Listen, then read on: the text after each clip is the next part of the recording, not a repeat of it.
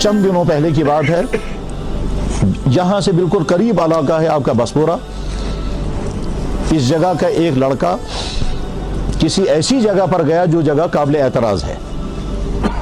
بعد میں کچھ نوجوانوں نے اس کے والد سے ملاقات کر کے کہا کہ ہم آپ سے بیٹے سے ملنا چاہتے ہیں کیونکہ آپ کے بیٹا فلاں نامناسب جگہ پر گیا تھا۔ باپ نے پوچھا کہاں گیا تھا؟ انہوں نے کہا وہاں جہاں عیسائی لوگ رہتے ہیں اور جہاں لوگوں کو مرتد بنایا جاتا ہے وہاں۔ تو یہ باپ یہ کہتا ہے کہ اس سے کیا فرق پڑے گا، اگر ہم نے اس نبی کو نہیں مانا اس نبی کو مانا، اس سے کون سی فرق پڑے گا؟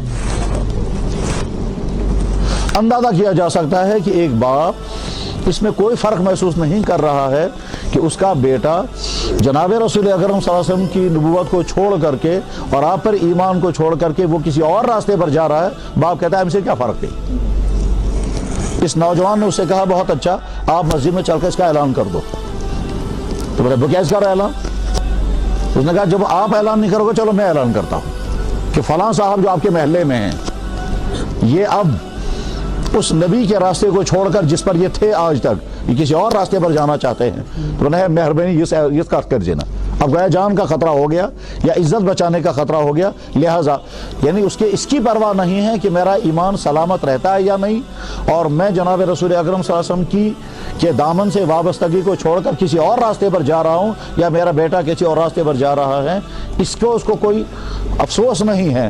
ہاں ڈر اس بات کا ہے کہ لوگوں میں میری بدنامی نہ ہو جائے، یعنی گویا دھوکے کے ساتھ لوگ یہ سمجھتے رہے میں مسلمان ہوں، اگرچہ میں بس مجبوراً ہی مسلمان ہوں، ورنہ مجھے دلچسپی مسلمان رہنے کی نہیں ہے، یہ اس کے دوسرے لفظوں میں مانا۔ ابھی 3 دن ہوئے، ایک صاحب مجھے فون کر کے کہتے ہیں کہ میں کشمیر کے فلانے علاقے کا ہوں اور یہاں ایک دوسرے آدمی کے ساتھ رہ رہا ہوں۔ میں نے کہا یہ دوسرا آدمی کون ہے؟ کہنے لگا ہمارے احمدی بھائی ہیں۔ میں نے کہا یہ تمہارے اور احمدی اور بھائی بن گئے؟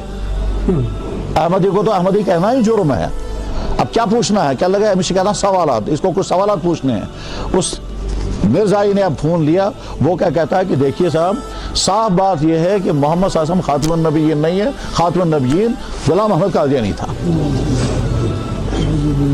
اور وہ یہ محنت کر رہا ہے اسی شہر کے اندر، اور وہ صاحب کہتے ہیں یہ میرا احمدی بھائی ہے۔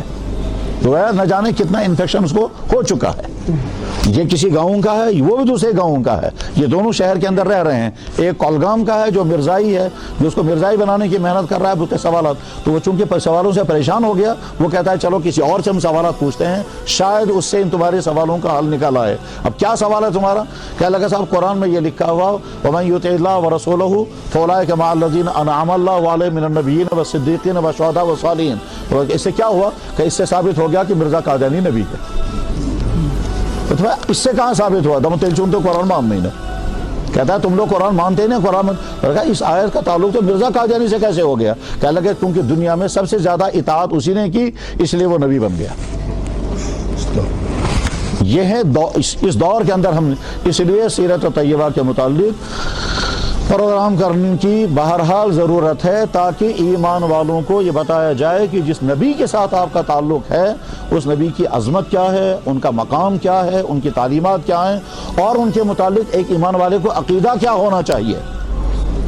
اس وقت ہمارے سکولوں کالجوں کی وہ نسل جو وہاں پڑھ رہی ہے ان میں سے اکثریت کو یہ بھی پتہ نہیں کہ نبی کے متعلق ہمارا عقیدہ کیا ہونا چاہیے۔